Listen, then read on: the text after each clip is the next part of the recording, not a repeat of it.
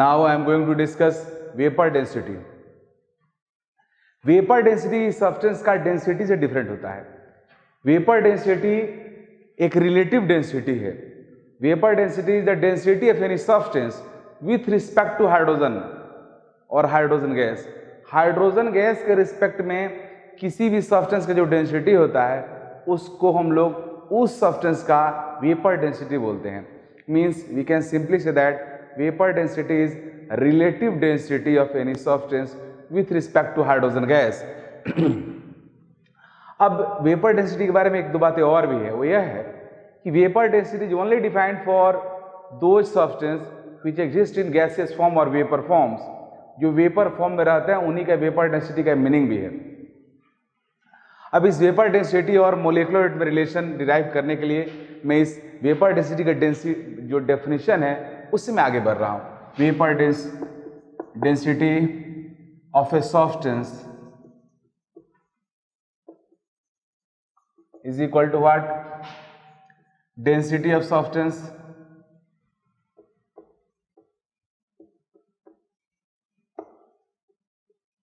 by density of hydrogen gas.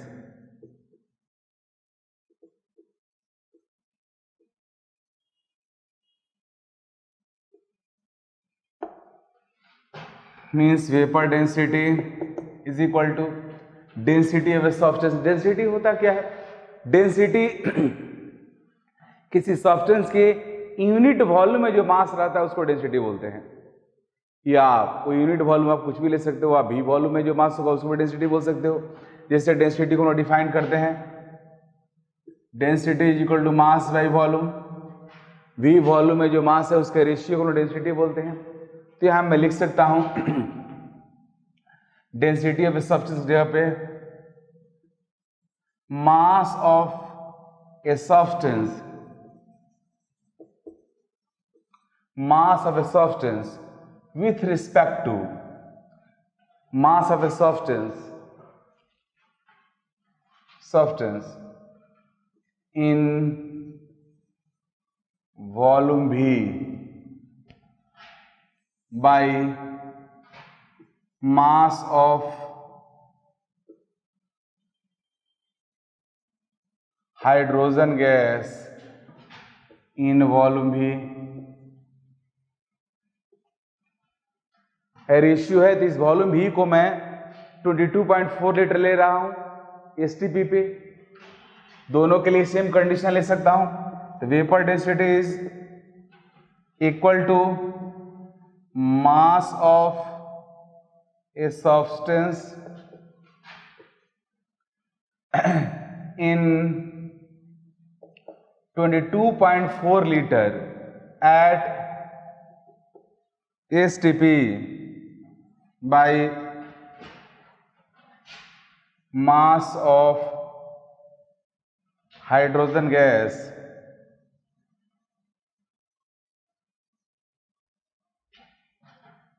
in 22.4 litre at STP.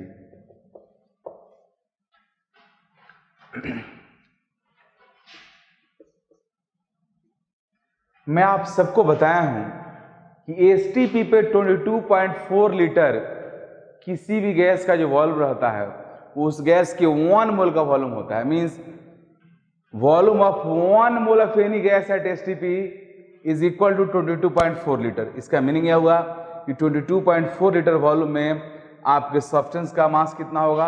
1 mole होगा। Means 22.4 litre hydrogen gas किसका representation है? कितना amount hydrogen gas का representation है? तो 1 mole. Means mass of hydrogen gas in 22.4 litre at STP. इसका meaning यह हुआ कि 1 मोल हाइड्रोजन गैस का मास, और 1 मोल हाइड्रोजन गैस का मास होता है हाइड्रोजन गैस का मोलिकुलर वेट, और वो 2 ग्राम होता है। उसी तरह से मास of a substance in 22.4 litre at STP का मीनिंग हुआ 1 मोल सब्सटेंस का मास, और किसी भी सब्सटेंस के 1 मोल का मास उसके मोलिकुलर मास के इक्वल होता है। इसका मीनिंग हुआ कि मैं लिख सकता हूं vapour density is equal to molecular weight by 2। Here capital M represents molecular weight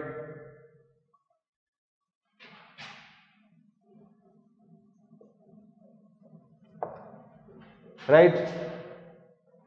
तो ये हमें आ गया हमारे पास vapour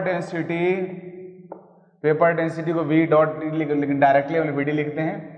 vapour density is equal to m/2 where m is molecular weight of substance. तो किसी भी सब्सटेंस का वेपर डेंसिटी अगर निकालना है तो आप उसके मोलिकुलर वेट में 2 से डिवाइड कर दो, जो आएगा उस सब्सटेंस का वेपर डेंसिटी होगा। फिर से एक बार मैं बोल दूं, वेपर डेंसिटी की रिलेटिव डेंसिटी है कि सब्सटेंस का, और वेपर डेंसिटी उसी सब्सटेंस का डिफाइंड होता है जो सब्सटेंस गैसीय और गैसियस फॉर्म और वेपर फॉर्म में एग्जिस्ट करता है। Question, find vapour density of CO2, SO3, NO2 और CH4 etc। तो आप इस तरह का ETC का मीनिंग हुआ, इस तरह के कंपाउंड्स का आप वेपर डेंसिटी आपको निकालना है। Means find vapour density of CO2, SO3, NO2 and CH4। तो वेपर डेंसिटी का ही फॉर्मूला बताएं, vapour density is equal to molecular weight by 2। तो वेपर डेंसिटी ऑफ CO2 इसके मोलिकुलर वेट बाई 2 होगा। तो CO2 का मोलिकुलर वेट कितना होगा, कार्बन का 12, ऑक्सीजन का 32, तो 44/2 22 हो गया। इस तरह से वेपर डेंसिटी ऑफ SO3 सबका एक ही जैसा निकलेगा। SO3 सल्फर का 32, ऑक्सीजन का 16 × 3 48 हो जाएगा बाई 2। तो ऐड करो 32 + 48/2 फिर 80 हो गया, 80/2 40। इस तरह से आप सबका वेपर डेंसिटी निकाल सकते हो। तो किसी भी कंपाउंड का वेपर डेंसिटी अगर आपसे निकालने के लिए बोलता है तो आप मोलिकुलर वेट बाई 2 कर दो, उसका वेपर डेंसिटी हो जाएगा। Now I am going to discuss molecular weight of mixture. 2 substance का मिक्सचर है, गैस 1 गैस 2। गैस 1 का मोलिकुलर वेट M1 है, गैस 2 का मोलिकुलर वेट M2 है, गैस 1 का मोल N1 है, गैस 2 का मोल N2 है। अब इस पूरे मिक्सचर का हमें मोलिकुलर वेट निकालना है। मिक्सचर के मोलिकुलर वेट को मैं M मिक्स से रिप्रेजेंट कर रहा हूं। अब मोलिकुलर वेट कैसे निकालेंगे, तो इसी फॉर्मूला का यूज करेंगे। यही फॉर्मूला है जो फिजिकल केमिस्ट्री का फर्स्ट फॉर्मूला है, number of moles is equal to mass by molecular weight. अब अगर आपको मास गिवन है, मोल मोलिकुलर वेट पता है तो नंबर ऑफ मोल निकाल लोगे।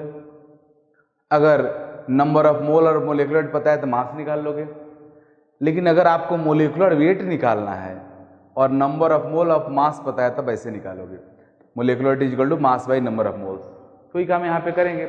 सबसे पहले हम लोग मिक्सचर का मास निकालेंगे और उसमें मिक्सचर के मोल से डिवाइड कर देंगे। तो मिक्सचर का टोटल मोल्स कितना हुआ, टोटल मोल्स ऑफ मिक्सचर कितना होगा, टोटल मोल्स ऑफ मिक्सचर होगा N1 + N2। दोनों गैस का मोल का सम पूरे मिक्सचर का मोल हुआ। अब मिक्सचर का मास कैसे निकालेंगे, तो हमें पता है किसी सब्सटेंस का मास निकालने का formula number of moles into molecular weight. तो गैस 1 का मास निकालेंगे M1 N1 करके, गैस 2 का मास निकालेंगे M2 N2 और टोटल को ऐड कर देंगे। तो मोलिकुलर वेट ऑफ मिक्सचर हो जाएगा M1 N1 हुआ mass of gas 1 molecular weight into number of moles, M2 N2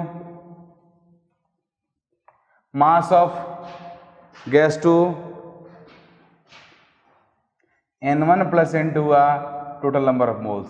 and this is formula of molecular weight of mixture, right. तो इस तरह से आप किसी मिक्सचर का मोलिकुलर वेट आप कैलकुलेट कर सकते हो, जिसका कई सारे क्वेश्चंस में हम लोग यूज करेंगे। एक हम लोग मोल का सिंपल क्वेश्चन डिस्कस करते हैं।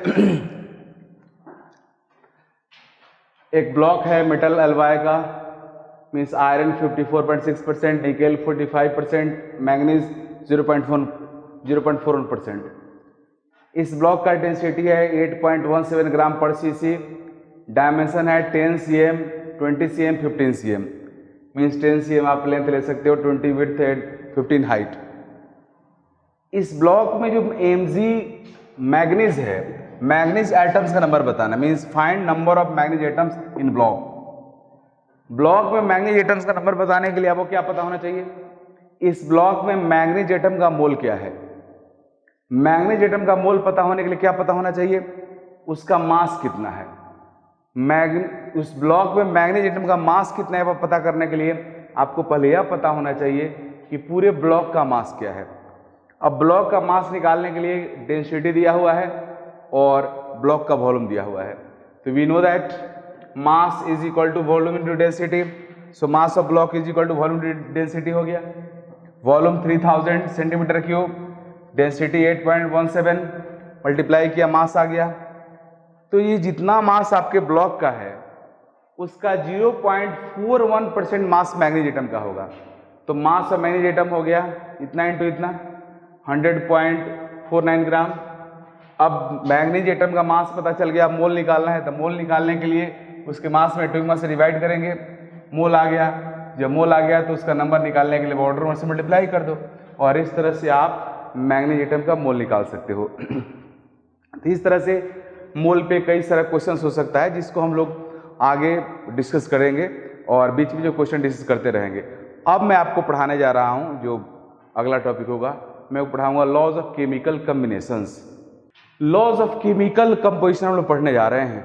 लॉज ऑफ केमिकल कंपोजिशन वह लॉज है जो हमें यह बताता है केमिस्ट्री में किस तरह से केमिकल रिएक्शंस होते हैं और किस तरह से वन एलिमेंट दूसरे एलिमेंट से कंबाइन करता है। मीन्स पूरे कैलकुलेटिव केमिस्ट्री के बारे में आइडिया देता है यह laws of chemical combination. Actual में तो लॉ ऑफ केमिकल कॉम्बिनेशन में एक ही लॉ है जिसको बोलते हैं law of chemical equivalence, but वो बहुत डिफिकल्ट होता है। इसलिए इस लॉ ऑफ केमिकल इक्विवेलेंस को हम लोग पार्ट पार्ट करके अलग अलग सेक्शन में पढ़ते हैं। इसमें सबसे पहला law of mass conservation. Law of mass conservation में यह बताया जाता है कि किसी भी chemical reaction during net mass constant होता है। Means we neither create mass nor destroy mass. Chemical reaction during only mass का एक्सचेंज होता है, वन कंपाउंड दूसरे फॉर्म में कन्वर्ट होता है, मासेस में कोई नेट लॉस नहीं होता है। मींस टोटल मास कंजर्व रहता है। यह हमारा लॉज ऑफ केमिकल कॉम्बिनेशन में first laws of mass conservation का कॉन्सेप्ट है। लॉज ऑफ मास कंजर्वेशन और लॉ ऑफ मास कंजर्वेशन, इसमें total mass of a chemical reaction remains constant. Total mass of a chemical reaction, ये reaction का short form है ReA/N। Total mass of a chemical reaction remains constant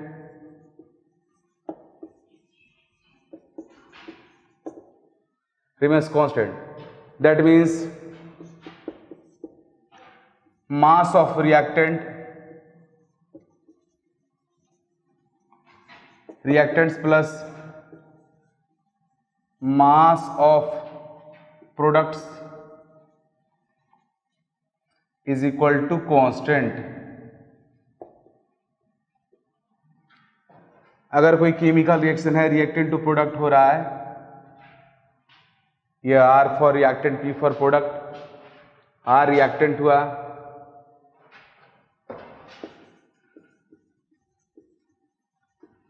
P product. तो law of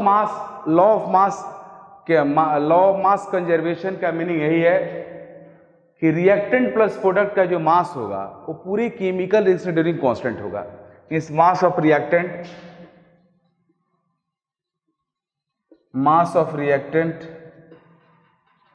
plus mass of product means mass of reactant R plus mass of product P is equal to constant. Means ये change नहीं होगा। Means जैसे reaction start होता है उस समय reactant का मास मैक्सिमम होगा, प्रोडक्ट का मास 0 होगा। जैसे से रिएक्शन आगे बढ़ेगा रिएक्टेंट का प्रोडक्ट में कन्वर्सन होगा, मीन्स रिएक्टेंट का मास डिक्रीज होगा, प्रोडक्ट का मास डिक्रीज होगा, बट दोनों का मास का सम कांस्टेंट रहेगा। इफ रिएक्शन इज 100% कंप्लीटेड, अगर रिएक्शन कंप्लीटली कंप्लीट हो जाएगा उस केस में प्रोडक्ट का जो मास होगा वो रिएक्टेंट के मास के इक्वल हो जाएगा। लेकिन पूरे केमिकल रिएक्शन में रिएक्टेंट प्लस प्रोडक्ट का मास कांस्टेंट रहेगा, कभी भी चेंज नहीं हो सकता है। This is called law of mass conservation. This law is given by Lavoisier. ये लेवॉइजर नाम के साइंटिस्ट ने इस लॉ को दिया था।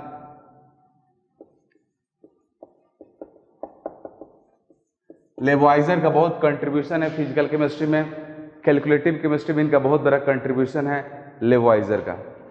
Second law is law of definite proportion.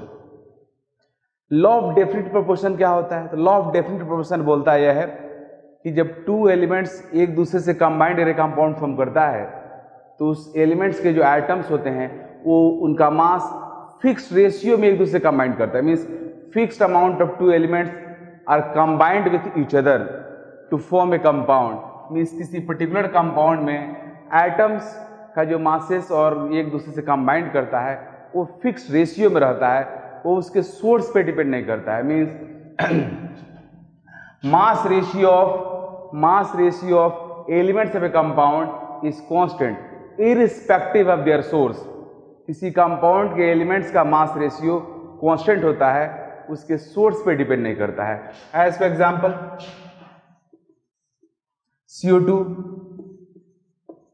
CO2 में carbon 1 oxygen 2, 1 carbon means 1 carbon का मास होगा आपका 12 ग्राम, एटॉमिक मास कार्बन का 12 होता है।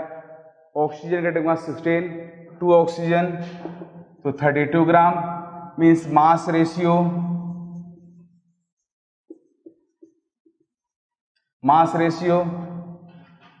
कार्बन टू ऑक्सीजन कितना होगा जी? 12/32।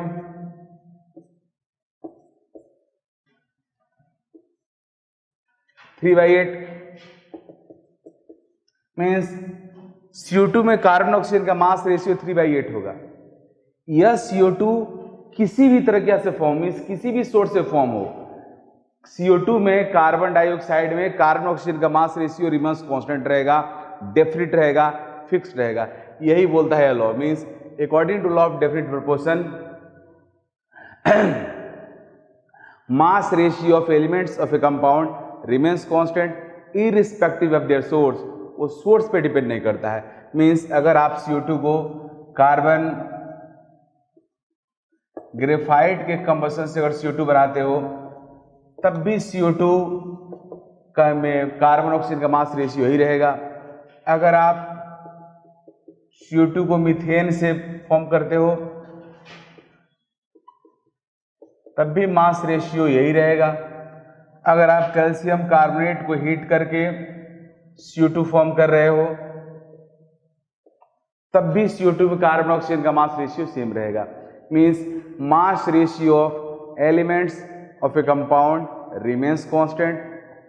It doesn't depend upon source of compound. ये कंपाउंड के सोर्स पे डिपेंड नहीं करता है। मीन्स किसी कंपाउंड में उसके एटम्स एक डेफिनेट अमाउंट में एक दूसरे से कंबाइंड करते हैं और वह उस कंपाउंड के सोर्स पे डिपेंड नहीं करता है। This is called law of definite proportion. This law was given by Proust, P-R-O-S-T, Proust. Next law is law of multiple proportion. This law was given by Daltons. Dalton ने यह law दिया था, law of definite proportion, sorry law of multiple proportion. Law of multiple proportion बोलता यह है, पहले इसको ध्यान से सुनो, इसका स्टेटमेंट यह है कि if two elements combined with each other to form more than one compounds, if two elements combine with each other to form more than one compounds, then masses of one element which combined with fixed mass of other element bear simple ratio. Means if two elements combine with each other to form more than one compounds, then masses of one element which combined with fixed mass of other elements bears simple ratio. इसका क्या meaning हुआ, ये जब आप अभी practically example देखो तो समझ में आएगा। यह लॉ काफी इंपॉर्टेंट है। फर्स्ट और सेकंड के रिस्पेक्ट में इसका इंपॉर्टेंस वेरी वेरी हाई है। अब देखो मैं दो एलिमेंट्स ले रहा हूं, ऑक्सीजन एंड नाइट्रोजन, एग्जाम्पल के लिए टू एलिमेंट्स ऑक्सीजन नाइट्रोजन ले रहा हूं जो more than one compounds form कर रहा है। As for example N2O, NO, N2O3, NO2 N2O5। अब टू एलिमेंट्स नाइट्रोजन ऑक्सीजन एक दूसरे से कंबाइंड करके मोर देन वन कंपाउंड फॉर्म किया हुआ है। मैं इस स्टेटमेंट को क्लियर कर रहा हूं। स्टेटमेंट क्या बोल रहा है गौर से सुनो। अब मैं दोनों के मास को अलग अलग लिख रहा हूं। मींस नाइट्रोजन का मास of nitrogen, this is mass of oxygen. N2O2 nitrogen means nitrogen का एटॉमिक मास 14, 2 नाइट्रोजन 28 ग्राम, यहाँ 1 नाइट्रोजन 14 ग्राम, 2 नाइट्रोजन 28 ग्राम, 1 नाइट्रोजन 14 ग्राम, 2 नाइट्रोजन 28 ग्राम। ऑक्सीजन का मास 1 ऑक्सीजन 16 ग्राम, 1 ऑक्सीजन 16 ग्राम, 3 ऑक्सीजन 48 ग्राम, 2 ऑक्सीजन 32 ग्राम, 5 ऑक्सीजन 80 ग्राम।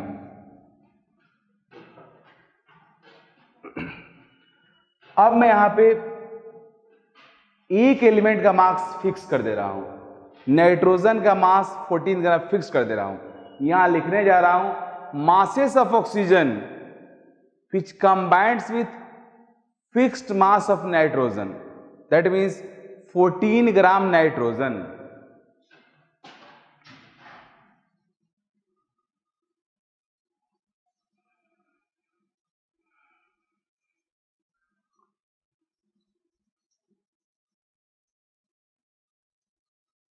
combines 14 gram nitrogen.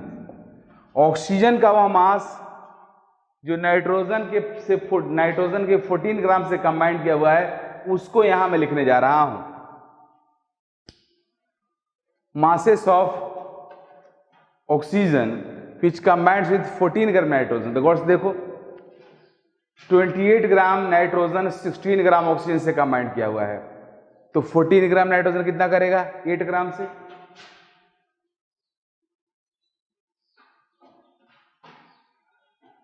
फिर यहां 14 ग्राम नाइट्रोजन 16 ग्राम से combined किया हुआ है। Next 28 gram nitrogen combines with 48 gram oxygen, तो 14 ग्राम कितना से करेगा 24 ग्राम से। Here 14 gram nitrogen combines with 32 gram oxygen, 28 gram nitrogen combined with 80 gram oxygen, तो 14 gram nitrogen will combined with 40 gram oxygen. हो गया।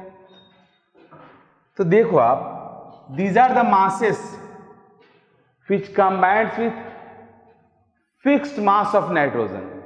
तो स्टेटमेंट बोल रहा है कि किसी एलिमेंट का वह मास जो दूसरे एलिमेंट के फिक्स्ड मास से कंबाइंड करता है वो बियर्स में रखता है, सिंपल रेशियो रखता है। तो ऑक्सीजन के मास का रेशियो देखो, यह ऑक्सीजन का मास का रेशियो क्या होगा, मास रेशियो ऑफ ऑक्सीजन 8:16:24:32:40। 8 से डिवाइड कर दो तो क्या हो जाएगा 1:2:3:4:5। दिस इज कॉल्ड मीन्स, इसको मैं ऊपर लिख रहा हूं, ऑक्सीजन के मास रेशियो क्या हो गया 8:16:24:32:80। आप 8 से डिवाइड कर दो तो क्या हो जाएगा 1:2:3:4:5। This is called simple ratio. When ratio is in digits like 1, 2, 3, 4, 5 तो उसको सिंपल रेशियो बोलते हैं। तो ये हमारा सिंपल रेशियो हुआ। यही आपका लॉज ऑफ मल्टीपल प्रोपोर्शन बोल रहा है। मीन्स मैं इस एग्जांपल से आपको ये प्रूफ किया और समझाया। I make you to understand what is this law of multiple proportion? Law of multiple proportion यह बता रहा है कि किसी एक एलिमेंट का मास जो दूसरे एलिमेंट के फिक्स्ड मास से कंबाइन करता है वह मास आपस में सिंपल रेशियो रखता है। तो आप देख रहे हो ऑक्सीजन का मास जो नाइट्रोजन के फिक्स्ड मास से कंबाइन करता है अलग अलग कंपाउंड्स में, उस मास का जो रेशियो है वो सिंपल है। और इस तरह से इस एग्जाम्पल से मैं इस स्टेटमेंट को एक्सप्लेन किया।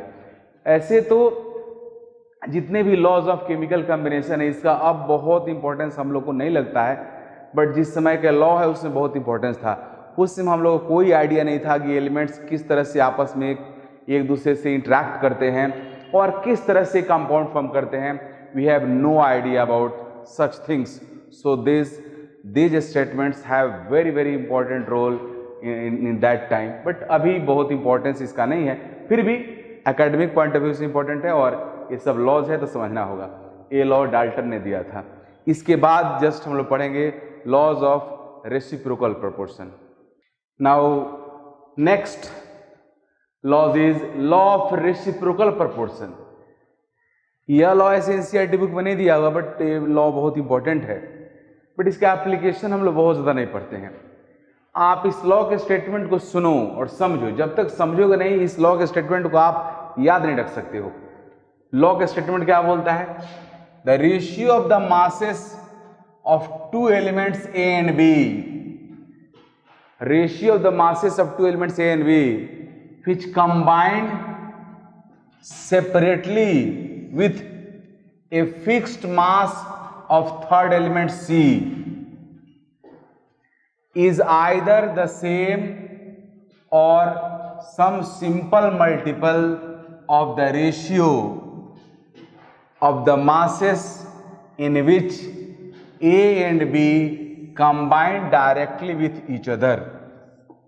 Means स्टेटमेंट देखो क्या बोल रहा है, इस एग्जांपल से मैं बता रहा हूं। Two elements A and B, एक एलिमेंट में कार्बन लिया दूसरा ऑक्सीजन लिया। Two elements A and B which the ratio of the masses of two elements A and B which directly combined with fixed mass of third element C, means ये fixed mass है, means ये third element hydrogen है। मैं two elements carbon oxygen लिया हूं जो third element hydrogen से separately combined कर रहा है। ऑक्सीजन हाइड्रोजन से कंबाइंड करके वाटर फॉर्म कर रहा है, कार्बन हाइड्रोजन से कंबाइंड करके मीथेन फॉर्म कर रहा है। मैं हाइड्रोजन के मास को फिक्स कर दिया 2 ग्राम। 2 ग्राम मीन्स यहाँ पे हाइड्रोजन ऑक्सीजन से कंबाइंड करके वाटर फॉर्म कर रहा है। तो ये देखो यहाँ पे 2 ग्राम हाइड्रोजन 16 ग्राम ऑक्सीजन से कंबाइंड किया हुआ है। इधर मीथेन फॉर्म कर रहा है कार्बन हाइड्रोजन, तो मीथेन में 1 कार्बन है तो 1 मोल कार्बन का मास 12 ग्राम, हाइड्रोजन का मास 4 है तो 4 ग्राम, तो 4 ग्राम हाइड्रोजन 12 ग्राम कार्बन से कंबाइंड कर रहा है, तो 2 ग्राम हाइड्रोजन 6 ग्राम कार्बन से कंबाइंड करेगा। तो ये C और O मीन्स कार्बन और ऑक्सीजन जो एलिमेंट है वो सेपरेटली 2 ग्राम हाइड्रोजन से रिएक्ट कर रहा है, कार्बन का 6 ग्राम रिएक्ट कर रहा है और ऑक्सीजन का 16 ग्राम रिएक्ट कर रहा है। तो कार्बन और ऑक्सीजन का मास जो हाइड्रोजन के फिक्स्ड मास से कंबाइंड कर रहा है उस मास का रेशियो देखो यह है, मास of C 6 gram and mass of O 16 ग्राम।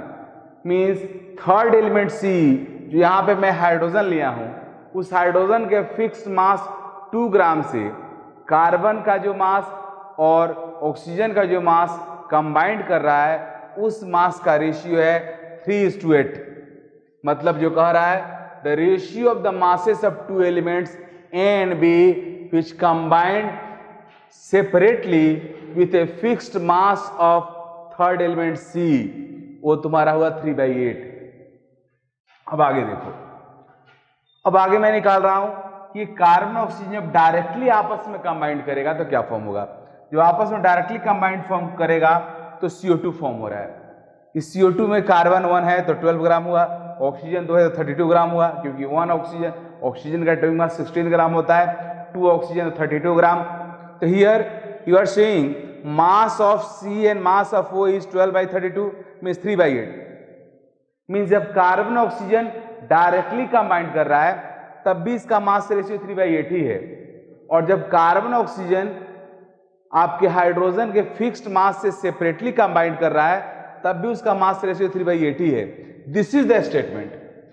देख लो, the ratio of the masses of two elements A and B which combined with separately fixed mass of element C which combined separately with a fixed mass of third element C is either the same or some simple multiple of the ratio of the masses in which A and B combine directly with each other। Means ये दोनों element hydrogen के जिस fixed mass से separately combine किया हुआ है उस समय इनका जो मास रेशियो होगा वो वही होगा जब ये डायरेक्टली आपस में कंबाइन करेंगे, या तो वह होगा वरना उसका सम सिंपल मल्टीपल होगा। तो मैं इस मैथमेटिकल जो ऑपरेशन किया हूँ उससे मैं प्रूफ कर दिया हूँ कि कार्बन और ऑक्सीजन हाइड्रोजन के फिक्स्ड मास से सेपरेटली जब रिएक्ट करता है तो उस समय इन दोनों का जो मास रेशियो है, और जब कार्बन ऑक्सीजन डायरेक्टली कंबाइन कर रहा है और उस समय जो इनका मास रेशियो है वो दोनों सेम है। And this was the statement of law of reciprocal proportion. Law of reciprocal proportion Richter नाम के साइंटिस्ट ने दिया था, और ये बहुत इंपॉर्टेंस तो नहीं रखता है बट एक अलग तरह का लॉ है, इसलिए आपको पता होना चाहिए। एकेडमिक एग्जाम में नहीं, एनसीईआरटी में नहीं दिया हुआ है, बट इसको आपको पता होना चाहिए क्योंकि इसे कई बार दूसरे एग्जाम्स में इसके बारे में पूछता है।